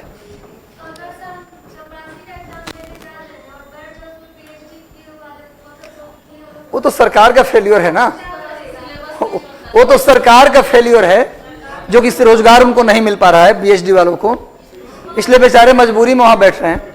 चलिए आगे आते हैं, इस पर बहस नहीं, क्योंकि न तो हम रोजगार जनरेटर हैं और नहीं रोजगार छीनने वाले व्यक्ति हैं, इसलिए हम इस पर चर्चा कर कुछ भी पा नहीं सकते। तो हो गया, यही कंडीशन है। विदाउट एल नीनो तो यही क्वेश्चन है, विदाउट एल नीनो तो यही कंडीशन है। अब देखिए, अब यहां पर क्या चल रही है? Cold current. यहां पर क्या चल रही है? Cold current. और यहां पर क्या चल रही है? Warm current. यहां पर पूर्वी ऑस्ट्रेलिया जलधारा, ईस्ट ऑस्ट्रेलिया करंट वार्म। पिछला फोटो में देख लिया था आपने, पूर्वी ऑस्ट्रेलिया जलधारा कैसी है? वार्म है, और ये कोल्ड है। ये तो क्लियर है सबको। विषुवत रेखा से जो पोल की ओर आए वो गर्म होती है, और जो पोल से इक्वेटर की ओर जाए वो ठंडी होती है। यहां तक किसी को कोई दिक्कत नहीं है। अब समझिए, ये मामला जमीन का है, आसमान का मामला नहीं है, पूरा जमीन है, और ये भी पूरा जमीन है। तो जाहिर सी बात है, यहां से कोल्ड करंट चलेगी, तो कोल्ड करंट चलेगी तो यहाँ की जमीन भी क्या हो जाएगी? ठंडी। जलधारा ठंडी तो जमीन भी ठंडी। तो यहाँ की जमीन के संपर्क में जो हवाएं हैं वो भी क्या हो जाएंगी? ठंडी। जमीन के संपर्क में जो हवा है वो भी कैसी हो जाएगी? ठंडी। और ठंडी हवा ऊपर उठेगी कि बैठेगी? बैठेगी, जिससे जमीन पर क्या बन जाएगा? चारों तरफ हाई प्रेशर। जमीन पर क्या बन जाएगा? High pressure. और यहाँ से गर्म जलधारा चल रही है तो तट को क्या कर देगी? गर्म। तो गर्म कर देगी तो यहाँ पर हवाएं भी क्या हो जाएंगी? गर्म। और गर्म होकर हवा क्या होगी? उठेगी। तो जमीन पर क्या बन जाएगा? Low pressure. जब हवा नीचे बैठे, तो कल बताया था, हवा नीचे बैठे तो हवा की मात्रा ज्यादा, हवा की मात्रा ज्यादा मतलब हाई प्रेशर, और जब हवा की मात्रा कम माने लो प्रेशर। सारी हवाएं उठ गई, इसलिए जमीन पर क्या बन गया? Low pressure. सारी हवाएं बैठ गई तो जमीन पर क्या बन गया? High pressure. अब थोड़ा सा समझिए, ये तो 2D में फोटो है, 3D में समझा जाए। मान लीजिए कि ये अमेरिका है, ये अमेरिका है, क्या है? ऑस्ट्रेलिया है। ये अमेरिका, मेरा ये जो बायां हाथ है अमेरिका है, अमेरिका है, और दाहिना हाथ जो है क्या है? ऑस्ट्रेलिया है। अब देखिए, पूरब से पश्चिम जलधारा आ रही है जमीन पर। मान लेते हैं हम प्रशांत महासागर में बीचों बीच खड़े हैं, हम प्रशांत महासागर में खड़े, यहीं से इक्वेटर गुजर रही है। अब देखिए, अमेरिका से ऑस्ट्रेलिया की तरफ जलधारा चलने लगी, ऑस्ट्रेलिया के तट से नीचे आई, फिर घूम के ऐसे आई, तो यहाँ पर कौन सी जलधारा चली? ठंडी। और यहाँ पर क्या चल रही है? गर्म। तो यहाँ पर तट को ठंडी कर दिया, जिस सारी हवाएं क्या हो गई? ठंडी हो गई और नीचे बैठ गई। तो यहाँ पर क्या बन गया? High pressure. और यहाँ पर नीचे क्या बन गया? Low pressure. एकदम क्लियर है यहाँ तक बात? किसी को कोई दिक्कत है यहाँ तक में? अमेरिका में जमीन पर क्या बन गया? और नीचे में यहाँ पर ऑस्ट्रेलिया में क्या बन गया? Low pressure. तो यहाँ हवा ऊपर से नीचे बैठ गई, तो ऊपर से नीचे बैठ गई तो नीचे में हाई प्रेशर, तो उसी के आसमान में क्या बनेगा? सारी हवाएं नीचे बैठेंगी तो ऊपर में हवा कम हो जाएगा। बताया था इस तरह का कॉन्सेप्ट जब एयर प्रेशर बेल्ट और विंड बता रहे थे तो। और यहाँ सारी हवाएं उठ गई तो नीचे में लो प्रेशर, तो ऊपर में क्या होगा? High pressure. तो क्या होगा भैया? ऊपर में यहाँ हाई प्रेशर, ऊपर में यहाँ लो प्रेशर, ऊपर में यहाँ लो प्रेशर, ऊपर में यहाँ हाई प्रेशर। तो नियम क्या होता है? सामने सामने में हवा हाई से लो की ओर चलती है, हवा हाई से लो की ओर चलती है। अब देखिए नीचे में क्या यहाँ पर है? हाई प्रेशर, यहाँ लो, तो यहाँ भी हाई से लो की ओर चलेगी। इस तरह से क्या बन जाएगा? एक सर्कल बन जाएगा। समझ आ रहा है बात ना? तब देखिए यहाँ पर क्या होगा? एक हवा का बना लेते हैं हम लोग। यहाँ पर क्या होगा? हवा नीचे से ऊपर जाएगी, यहाँ हवा नीचे से कहाँ जाएगी? ऊपर जाएगी। तो नीचे में क्या बन जाएगा? Low pressure. तो ऊपर में क्या बन जाएगा? हवा को दिखाने के लिए इसे बना दिया हूं। और नीचे में यहाँ पर हवा क्या होगी? बैठेगी। तो नीचे में क्या हो जाएगा? High pressure. तो ऊपर में क्या हो जाएगा? Low pressure. तो हवा क्या होगी? हवा हाई प्रेशर से लो प्रेशर की ओर चलेगी। हवा हाई प्रेशर से, एक मिनट रुकिएगा, फिर इसको ऐसा करता हूं ना, हवा को दिखाने के लिए एक सिंगल लाइन ही खींच देता हूं, इससे पता चलेगा कि हवा चल रही है। और यहाँ हाई से लो की ओर हवा चलेगी। क्लियर है? जलधारा जैसे डॉट डॉट कर देंगे तो जलधारा और हवा में अंतर ही पता नहीं चलेगा आपको। अब देख रहे हैं एक सर्कल बन गया, यहाँ पर एक सर्कल बन गया। हमको आसमान की हवा से कोई मतलब नहीं है, हमको जमीन की हवा से मतलब है। तो हवा किधर चल रही है?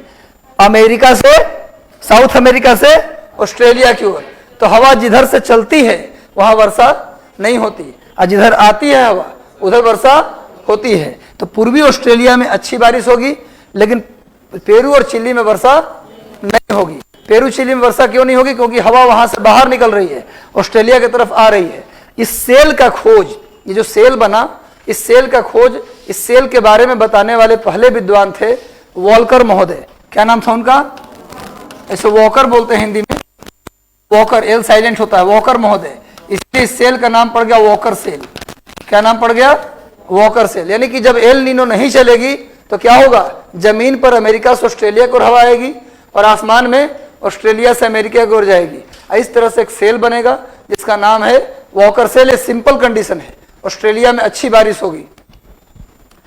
अगर इसी तरह की बात करें, थोड़ा सा इधर आ जाइए आप, इसी तरह की बात करेंगे आप, अफ्रीका की बात कर लें, अफ्रीका की बात करें तो यहां भी जलधारा पूरब से पश्चिम चलती है, यहां भी जलधारा पूरब से पश्चिम चलती है, यहां पर भी ठंडी जलधारा चलेगी। क्लियर है ना? सेम कंडीशन बन रहा है यहां भी। तो यहां भी क्या होगा? हवा का एक सेल बनेगा, यहां भी हवा का, यहां पर क्या हो जाएगा? हाई प्रेशर, और ऊपर में क्या बनेगा? Low pressure. यहां पर क्या बनेगा? हाई प्रेशर, और नीचे में क्या बनेगा? Low pressure. तो पश्चिमी ऑस्ट्रेलिया से अफ्रीका की ओर हवा चलेगी, और फिर ऊपर में आसमान में अफ्रीका से ऑस्ट्रेलिया की ओर हवा चलेगी। तो आसमान की हवा से कोई ज्यादा मतलब नहीं है। यहां भी उसी तरह का एक सेल बनेगा, यहां भी उसी तरह का एक सेल बनेगा। तो ये जो है ना नीचे में, तो इसका मतलब अफ्रीका वाले भाग में, अफ्रीका वाले भाग की तरफ हवा आ रही है, इसका मतलब पूर्वी अफ्रीका में अच्छी बारिश होगी, लेकिन पश्चिमी ऑस्ट्रेलिया में वर्षा नहीं होगी। तो पश्चिमी ऑस्ट्रेलिया में भी क्या मिलता है? मरुस्थल। पेरू और चिली के सीमा पर भी क्या मिलता है? मरुस्थल। समझ में आ गया ना? यानी मरुस्थल बनने के, हर महादेश के पश्चिमी भाग में क्यों मरुस्थल है, इसका एक व्याख्या मिल गया आप लोगों को, है ना? इसी तरह का एक सेल अटलांटिक महासागर में भी बनेगा, इसी तरह का एक सेल अटलांटिक महासागर में भी बनता है। क्लियर है? जब एल नीनो नहीं चल रहा है तो उसका प्रभाव बता दिया। क्लियर है? समझ में आ गया बात आप लोगों को? तो इस फोटो को बना लीजिए।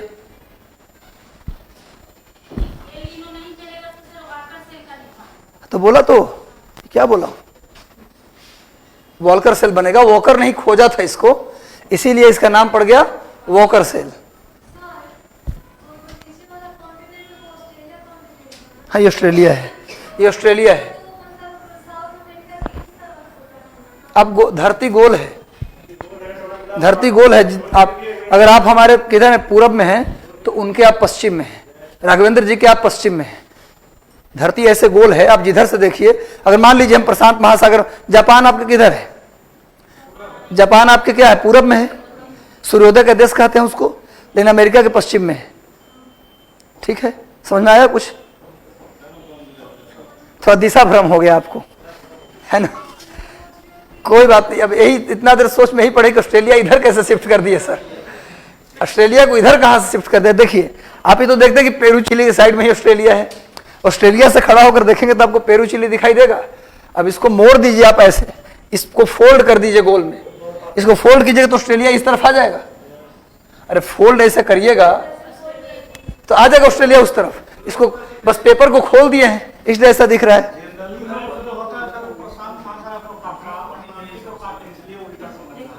अच्छा, कोई बात नहीं, क्लियर है, वो समझा देंगे। आप एक बार मैप को जाकर देखिएगा, मतलब अब समझ में आ रहा है ना? इधर कौन सा है? इधर सुन लो, इधर कौन सा महासागर? सुनिए, इधर ब्राजील है, ये तो देख रहे हैं आप ही के लिए बता रहा हूं। ब्राजील है, तो ब्राजील के इस साइड कौन महासागर है? अटलांटिक महासागर है। अटलांटिक के बाद यहां पर आ जाएगा अफ्रीका, अफ्रीका के बाद आ जाएगा हिंद महासागर, फिर आ जाएगा ऑस्ट्रेलिया, फिर आ जाएगा ऑस्ट्रेलिया। तो ऑस्ट्रेलिया आएगा तो यहां पर आ जाएंगे हम सीधे, घूमते हुए कहां पहुंच जाएंगे? क्या? हाँ ठीक तो है, मतलब एक बात बताया आपको, ब्राजील यहाँ पड़ता है। हाँ ठीक है, ब्राजील का मैप नहीं बना रहे हैं, आपको दिखाना था कि अमेरिका, और अब समझ में आया आपको ऑस्ट्रेलिया इधर है। चलिए, क्लियर है? हाँ, कौन?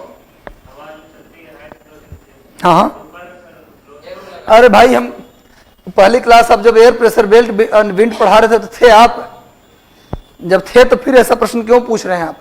मैंने कहा था कि हवा जब हॉराइजेंटली चले तब वहाँ हाई प्रेशर और लो प्रेशर का कंडीशन होता है, लेकिन जब हवा वर्टिकली ऊपर उठे तो उसमें high pressure low pressure condition नहीं होता। वहाँ पर दो कारण से हवा वर्टिकली ऊपर नीचे होता है, एक या तो टेम्परेचर कम हो जाए तो हवा नीचे बैठेगी, टेम्परेचर ज़्यादा हो जाए तो हवा ऊपर उठेगी, बताया था ना।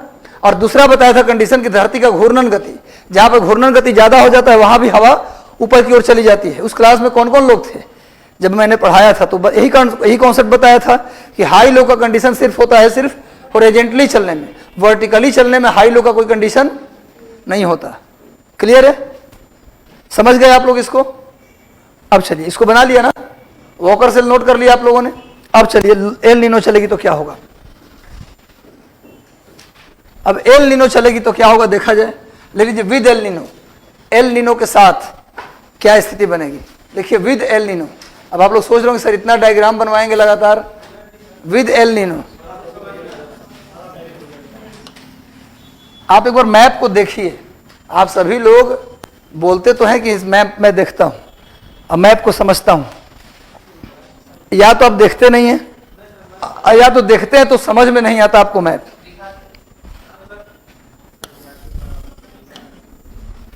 हम आपका क्रिटिसाइज नहीं कर रहे हैं, मतलब आप एक बार अगर देखने नहीं आ रहा है तो एक बार बुक ले आइए आप मैप का, उसमें हम समझाते हैं कहां पर क्या है, कौन कैसे है।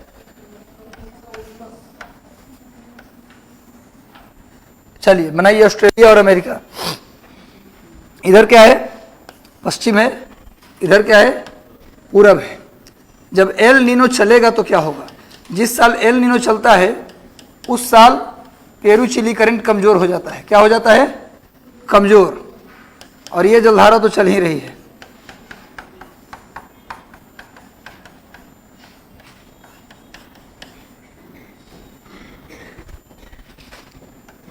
यही जलधारा एल नीनो है। बताया था कि जब काउंटर करंट नीचे उतर जाए तो उसे क्या कहा जाता है? El Nino current. El Nino current. जब काउंटर करंट नीचे उतर है तो इसी को क्या बोला जाता है? El Nino current. जब काउंटर करंट नीचे उतर है तो इसी को बोला जाता है एल नीनो करंट। अब देखिए यहां भी कैसा का जलधारा हो गया, यहां भी कैसा हो गया भाई? वार्म। और यहां भी कैसा हो गया? यहां भी कैसा हो गया? वार्म। यहां भी वार्म और यहां भी वार्म। अब देख रहे हैं दोनों जगह वार्म है, लेकिन इसके तुलना में ये थोड़ा कम गर्म है। अब समझिएगा बात, ये दोनों गर्म जलधारा है। पूर्वी ऑस्ट्रेलिया जलधारा भी गर्म है और पश्चिमी ये जो हमारा पेरू, ये जो हमारा एल नीनो है वो भी गर्म है। अब क्या होगा? दोनों गर्म है, लेकिन इसके तुलना में ये कम गर्म है। इसके तुलना में जब कम गर्म है तो यहां पर हवा क्या होगी, नीचे बैठेगी। इसके तुलना में ये कम गर्म है तो क्या होगा, हवा लगातार यहां बहुत तेजी से उठेगी। यहां पर हवा क्या होगी, लगातार बहुत तेजी से उठेगी, लगातार बहुत तेजी से उठेगी। और यहां पर क्या होगा, लगातार उठेगी तो इधर हवा का दबाव बढ़ेगा, जिससे यहां पर कम गर्म है, इसके तुलना में कम गर्म है। इस कारण से हवा नीचे क्या होगी, यहां पर एल नीनो जिस साल चलेगी उस साल इसके तुलना में पानी क्या होगी, कुछ ठंडी होगी। इसके तुलना में पानी यहां क्या होगी, गर्म ये भी है, लेकिन जब ये चलने लगी तो इसके तुलना में ठंडी है, जिससे यहां लगातार इतनी तेजी से हवा उठने लगी कि यहां पर हवा का दबाव इतना हुआ कि यहां पर हवा लगातार बैठ। क्लियर, हवा के दबाव लगातार, हवा के उठने से हवा की मात्रा बढ़ने लगा और दबाव बढ़ने से यहां पर कम टेम्परेचर इसके तुलना में था, इसलिए हवा यहां बैठने लगती है। क्लियर है, तो यहां पर बैठेगी तो क्या बन जाएगा, नीचे जो पहले बनता था लो प्रेशर नीचे, अब यहां बनेगा हाई प्रेशर। ऊपर में क्या बनेगा, लो प्रेशर। यहां पर क्या बनेगा, हाई प्रेशर। नीचे में क्या बनेगा, यहां जमीन पर लो प्रेशर। तो क्या हुआ, उलट गया ना जी, क्या हो गया, सर्कुलेशन उलट गया, सीधा हाई प्रेशर से लो प्रेशर। और यहां पर क्या हुआ, इस हाई से इस लो की ओर हवा चलने लगी, यानी वॉकर सर्कुलेशन क्या हो गया, रिवर्स हो गया। जब एल नीनो चलती है तो वॉकर सर्कुलेशन क्या हो जाता है, रिवर्स हो जाता है। इसी को बोलते हैं reverse of Walker cell, reverse of Walker cell, यानी हिंदी में लिख सकते हैं वॉकर सेल का विपरीत स्थिति, वॉकर सेल का विपरीत स्थिति, वॉकर सेल की विपरीत स्थिति, वॉकर सेल की विपरीत स्थिति। अब हर जगह उल्टेगा ये सेल। यहां पर लेंगे अगर अफ्रीका को आप, यहां पर यदि अफ्रीका को आप लेते हैं तो यहां भी सेल क्या हो जाएगा, ये जलधारा जो है ये जो चल रही है पूरब से पश्चिम में तो चलेगी ही, ये चलेगी, लेकिन ये जो काउंटर करंट है यहां भी नीचे उतरेगा ये।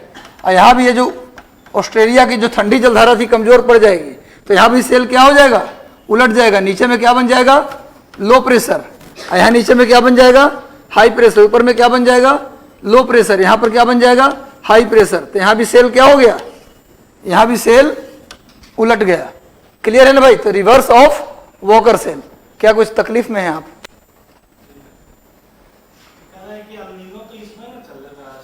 इसका बोला कि इस जो एल नीनो जब इसमें चल रही है तो इसका प्रभाव पूरे महासागर में हो जाता है, इसका प्रभाव हर एक महासागर में पड़ता है। काउंटर करंट यहां उतरती है ना, तो यहां भी काउंटर करंट क्या हो जाती है, इसके प्रभाव में आकर यहां भी ये जो काउंटर करंट मजबूत हो जाती है, नीचे उतरती है। और अटलांटिक वाला काउंटर करंट भी नीचे उतर आती है। समझ में आ रहा है बात मैं क्या बोल रहा हूं। और सब जगह ये सेल क्या बनता है, फिर सब जगह सेल उलट जाता है। अब क्या होगा, उल्टा काम हो जाएगा। अब क्या होगा, इधर ऑस्ट्रेलिया से अमेरिका की ओर जा रही है जमीन में, तो क्या होगा, अमेरिका में बारिश, अटाकामा मरुस्थल में वर्षा होगी, लेकिन ऑस्ट्रेलिया में वर्षा नहीं। ऑस्ट्रेलिया में क्या पड़ेगा, सूखा पड़ेगा। ऑस्ट्रेलिया में सूखा पड़ेगा। हर एक जो पश्चिमी हिस्सा है वहां पर क्या पड़ेगा, सूखा पड़ेगा। यानी पूर्वी ऑस्ट्रेलिया जो हरा भरा था हर साल, जिस साल एल नीनो चलेगा उस साल पूर्वी ऑस्ट्रेलिया में क्या पड़ेगा, सूखा। और अटाकामा मरुस्थल के लोग वर्षा का अनुभव करेंगे। क्लियर है, वॉकर सर्कुलेशन क्या हो गया, उलट गया। अब सुनिए, हवा जो ऊपर नीचे जा रही है, इसी का वॉकर महोदय ने एक नाम दिया, दक्षिणी दोलन। इसी को क्या कहा, इसी हवा के ऊपर नीचे जाने की प्रक्रिया को उन्होंने क्या कहा, साउदर्न ओसिलेशन। लिख लीजिए, लिखिए, इसी सर्कुलेशन को वॉकर महोदय ने दक्षिणी दोलन नाम दिया है। इसी सर्कुलेशन को वॉकर महोदय ने दक्षिणी दोलन नाम दिया है। इसी सर्कुलेशन को वॉकर महोदय ने दक्षिणी दोलन नाम दिया है।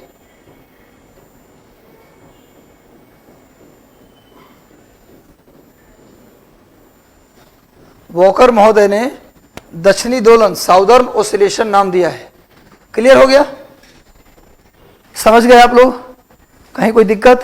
तो एल नीनो क्या करेगा, जो मानसून का रीजन है उसको क्या कर देगा, वहां पर सूखे की स्थिति को, मतलब ठंडी जलधारा के प्रभाव में हो जाएगा पूरा इलाका। उसके तुलना में हर एक पश्चिमी भाग में क्या होगा, ठंडी जलधारा का प्रभाव होगा, और वहां पर क्या पड़ जाएगा, सूखा पड़ जाएगा। क्या पड़ जाएगा, सूखा पड़ जाएगा। लेकिन जिस साल एल नीनो नहीं चलेगा उस साल अच्छी बारिश होगी। क्लियर है, तो एल नीनो का प्रभाव समझ में आ गया। यानी एल नीनो का प्रभाव मानसून पे कैसा होता है, विपरीत या विपरीत। एक बार क्वेश्चन आया था 2011 के सिविल सर्विसेज में कि एल नीनो जलधारा का प्रभाव मॉनसून पर उल्टा पड़ता है ना। एल नीनो जलधारा का मॉनसून पर प्रभाव पड़ता है, ऐसे लिखा था कि एल नीनो जलधारा का मॉनसून पर प्रभाव पड़ता है, लेकिन ला नीनो का मॉनसून पर कोई प्रभाव नहीं पड़ता। तो आजकल लोग क्या सोच लेते हैं ना, प्रभाव का मतलब बुरा प्रभाव, अच्छा प्रभाव भी तो पड़ सकता है। तो ला नीनो का मॉनसून पर क्या पड़ता है, अच्छा प्रभाव पड़ता है। क्लियर है, समझ गए ये इतना। अब आइए ला नीनो इफेक्ट, अब हेडिंग डाल दीजिए। ये समझ में आ गया ना सबको, कोई दिक्कत अब तो नहीं है। अब लिखिए ला नीनो इफेक्ट। ला नीनो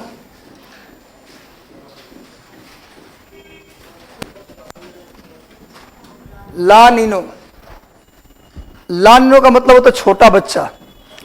ला नीनो का मतलब होता है छोटा बच्चा। ला नीनो, ला नीना या ला नीनो जो लिख दीजिए आप। देखिए ला नीनो क्या है, उसके लिए भी एक चित्र बनाइए आप लोग।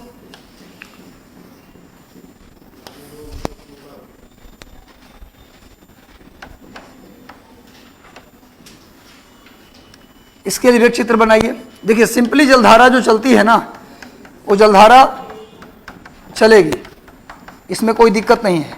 जिस साल एल नीनो चलती है उस साल ला नीनो की कोई संभावना नहीं होती। एल नीनो ला नीनो के विपरीत है, ला नीनो एल नीनो के विपरीत है, और एल नीनो ला नीनो के विपरीत है। जिस साल ला नीनो चलेगी उस साल एल नीनो नहीं चलेगा, और जिस साल एल नीनो चलेगी उस साल ला नीनो नहीं चलेगी। तो एल नीनो क्या है, उसको ला नीनो क्या है इसको समझना है। काउंटर करंट बस यहीं तक खत्म हो जाएगी, काउंटर करंट नीचे उतरेगी नहीं। क्लियर है। अब देखिए ला नीनो एक्चुअली में क्या है कि एल नीनो के कारण पूरा समुद्र क्या हो जाता है, गर्म हो जाता है। 3 डिग्री सेल्सियस तक पूरे प्रशांत महासागर गर्म हो जाता है, और इसका प्रभाव अटलांटिक महासागर पर भी पड़ता है, हिंद महासागर पर भी पड़ता है। पूरा दुनिया का महासागर इससे गर्म हो जाता है। लेकिन जो ला नीनो है वो महासागर को क्या कर देती है, ठंडी कर देती है। लिख लीजिए एक लाइन आप लोग लिख लीजिए, उसके बाद इसको बताएंगे। लिख लीजिए एल नीनो महासागर के पानी को गर्म कर देती है। एल नीनो महासागर के पानी को गर्म कर देती है। एल नीनो महासागर के पानी को गर्म कर देती है।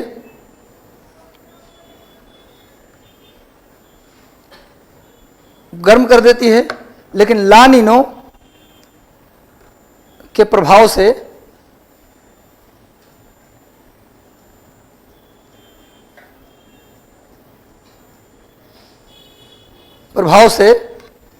समुद्र का पानी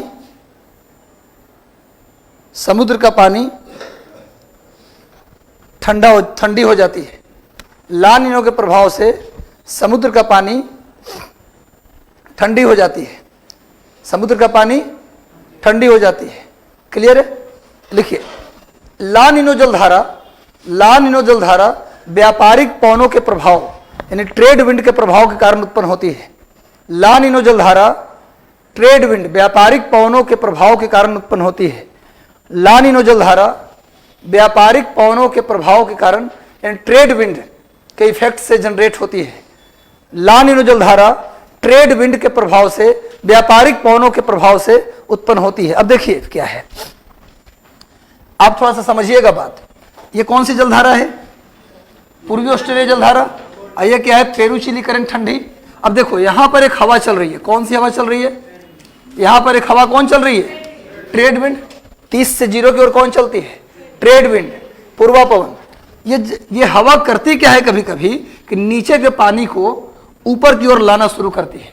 ये हवा जो ट्रेड विंड है ना, ये जब चलती है ना तो नीचे वाला 30 डिग्री के आसपास का पानी, 30 डिग्री के आसपास का पानी ऊपर की ओर उड़ेलना शुरू कर देती है, जिससे पूरा क्षेत्र में ठंडी जलधारा का प्रभाव लगातार क्या करती है, यहां से पानी यहां से ले जाना शुरू करती है, इस जगह पे जमा करना शुरू करती है, जिससे ये जो जलधारा ऊपर से इक्वेटोरियल करंट जो आ रही थी नीचे, जो इक्वेटोरियल करंट कहाँ आ रही थी, नीचे की ओर आ रही थी, वो क्या होती है भैया, यहाँ पर इतना ज्यादा ठंडा पानी आ जाता है कि ये जो पूर्वी ऑस्ट्रेलिया जलधारा है ये कंपैरेटिवली पहले की तुलना में क्या हो जाती है, ठंडी हो जाती है, पहले की तुलना में ठंडी हो जाती है, जिससे इस पूरे क्षेत्र में साइक्लोनिक कंडीशन उत्पन्न हो जाता है। ठंडी जलधारा और गर्म जलधारा के मिलने से आप जानते हैं कि ठंडी जलधारा गर्म जलधारा से जहां मिलती है वहां एक तरफ गर्म जलधारा एक तरफ ठंडी जलधारा आ रही है, ये दोनों जलधारा यहां पर आकर मिक्सअप हो रही है। क्लियर है ना। अब देखिए, जो हवा ठंडी जलधारा के संपर्क में है वो हवा ठंडी है, और जो गर्म जलधारा के संपर्क में है वो गर्म है। क्लियर है। तो ये दोनों हवा आपस में आकर क्या होते हैं, मिलते हैं, जिससे यहां पर एक साइक्लोनिक कंडीशन उत्पन्न हो जाता है, एक फ्रंटल साइक्लोन उत्पन्न हो जाता है, वातागरी चक्रवात की उत्पत्ति हो जाती है। और इस चक्रवात के कारण इस पूरे क्षेत्र में इंडोनेशिया से लेकर ऑस्ट्रेलिया तक अच्छी बारिश होती है। और ला नीनो क्या होता है, मानसून को और मजबूत करने में मदद करती है। इसका जलधारा से कोई प्रभाव नहीं है। एक्चुअली क्या होता है कि ये जो पूर्वा पवन है, ये जो व्यापारिक पवन है, नीचे के ठंडी पानी को ऊपर की ओर उड़ेलना शुरू कर देती है, जिससे यहां पर ठंडा पानी का जमा हो जाता है। इधर से विषुवत-रेखीय जलधारा गर्म पानी लेकर आ रही है। इससे पूरे क्षेत्र में ठंडी गर्म जलधारा के मिलने से साइक्लोनिक कंडीशन उत्पन्न हो जाता है, चक्रवातीय स्थिति उत्पन्न हो जाती है। जब गर्म हवा ठंडी हवा से मिले तो उस जगह को क्या बोलते हैं हम लोग, फ्रंट बोलते हैं। जब गर्म हवा ठंडी हवा से मिले तो उसको हम लोग हिंदी में बोलते हैं वाताग्र। और ऐसा चक्रवात, ऐसा साइक्लोन जो गर्म और ठंडी हवा इन दो विपरीत नेचर की हवा के मिलने से उत्पन्न हो, उस साइक्लोन को बोला जाता है वातागरी चक्रवात, यानी फ्रंटल रेन। आप जानते हैं कि दो समान नेचर की हवा जब आपस में मिले, जब दो समान नेचर की हवा आपस में मिले तो उसको क्या बोला जाता है, उसको बोला जाता है अभिसरण क्षेत्र। क्या बोला जाता है, अभिसरण क्षेत्र। और इसको बोलते हैं, आपने सुना होगा ITCZ, आपने नाम सुना है ना ITCZ का, इंटर ट्रॉपिकल कन्वर्जेंस जोन। जब दो एक समान नेचर की गर्म गर्म हवा मिले या ठंडी ठंडी हवा मिले आपस में आकर, तो उसको बोलते हैं कन्वर्जेंस जोन। वहां पर कोई साइक्लोन की उत्पत्ति नहीं होती। जब एक समान नेचर की हवा मिले तो कोई साइक्लोन की उत्पत्ति नहीं होती है। जो अलग अलग नेचर की हवा जब मिले तो उसको हम लोग बोलते हैं फ्रंट। क्या बोलते हैं, फ्रंट। अपने दुश्मनों से आप कहां मिलते हैं, फ्रंट पर नहीं मिलते हैं फ्रंट पे चल के, है ना। और वहीं पर साइक्लोन उत्पन्न होता है, वहीं पर चक्रवात उत्पन्न होता है। एक समान नेचर वाले से तो गले मिल लेते हैं, उसको कन्वर्जेंस जोन बोलते हैं।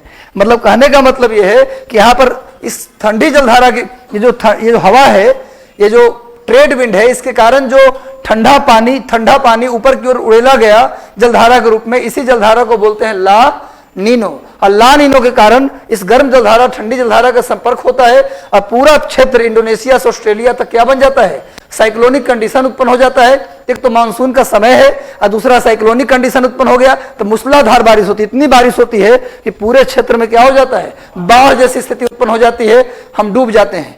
समझ में आ रहा है बात क्या बोल रहा हूं। यानी ला नीनो मानसून पर क्या करता है, ठंडा होने के बावजूद, ये ठंडी थी उसके बावजूद भी क्या कर रही है, बारिश का कंडीशन बना रही है। यानी कि ला नीनो मानसून पर पॉजिटिव इफेक्ट डाला कि नेगेटिव इफेक्ट डाला, पॉजिटिव इफेक्ट डाला। और एल नीनो निगेटिव इफेक्ट डाला। तो एल नीनो जब चलती है तो वॉकर सर्कुलेशन उलट जाता है, और जब सामान्य कंडीशन होता है तो वॉकर सर्कुलेशन सेम रहता है। समझ में आ गया दोनों चीज। तो एल नीनो कैसी जलधारा है जी, एल नीनो के प्रभाव ठंडी जलधारा है और उसके प्रभाव समुद्र क्या हो जाती है, ठंडी। और ला नीनो कैसी जलधारा है, गर्म जलधारा है, उसके प्रभाव समुद्र क्या हो जाती है, गर्म हो जाती है। एल नीनो गर्म जलधारा है, उसके प्रभाव से समुद्र क्या हो जाती है, गर्म हो जाती है। हाँ उल्टा बोल दिया था, सॉरी।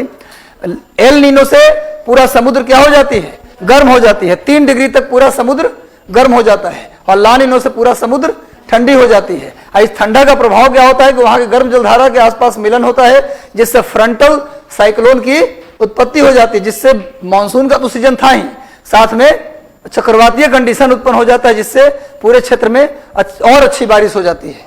क्लियर है। तो ये एल नीनो है। पूछा जाए अगर आपसे कि एल नीनो क्या है तो क्या बोलिएगा कि काउंटर इक्वेटोरियल करंट, जो प्रति विषुवतीय जलधारा है, जब मजबूत होकर 3 से 33 डिग्री तक उतर जाए तो उसी को क्या बोलते हैं, एल नीनो। और ला नीनो क्या है तो बोलेंगे जो ट्रेड विंड है, व्यापारिक पवन, उसके प्रभाव से नीचे का जो ठंडी जलधारा है ऊपर की ओर ला दिया जाता है तो उसको क्या बोला जाता है, ला नीनो। क्लियर है। ला नीनो कहां चलेगा, ऑस्ट्रेलिया के आसपास। ला नीनो कहां चलेगा, ऑस्ट्रेलिया के आसपास। एल नीनो कहां चलेगा, पेरू और चिली के आसपास। क्लियर है। दोनों कहां चलेंगे, दक्षिणी प्रशांत महासागर में। और एल नीनो का मानसून पर बुरा प्रभाव पड़ेगा, लेकिन ला नीनो का मानसून पर बहुत ही अच्छा प्रभाव पड़ेगा। इतना ज्यादा प्रभाव कि बाढ़ की स्थिति उत्पन्न हो जाएगा। आदमी के लिए खराब प्रभाव होगा पर मानसून को मजबूत कर देगा। क्लियर है। तो ये पूरा एल नीनो इफेक्ट हुआ, ला नीनो इफेक्ट हुआ। मुझे विश्वास है कि समझ में आपको आ गया होगा, कहीं कोई दिक्कत नहीं हुआ होगा। चलिए तो आज इतना ही रखते हैं। थोड़ी सी 12 बजे टॉपर्स मीट है तो उनको एक बार सुन लीजिए आप लोग अच्छे से। तब तक आप लोग चाय पानी पी के थोड़ा दिमाग को हल्का करके आइए। All the best, God bless you, आशीर्वाद, थैंक यू।